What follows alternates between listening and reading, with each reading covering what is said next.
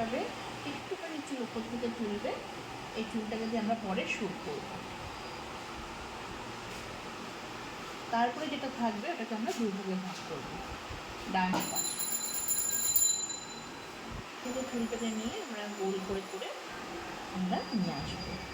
আনার পরে আমরা ওপর থেকে একইভাবে বাপাস করব, নিচ থেকে গোল গোল করে ঘুরিয়ে নিয়ে এসে আমরা ওপর নিচ আমরা ক্লিপ দিয়ে তারপরে এগুলোকে ছড়িয়ে দেবো।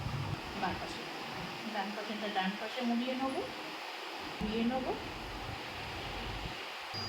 এ পাশে আটকে দেবো, আমরা বাঁ পাশে নিয়ে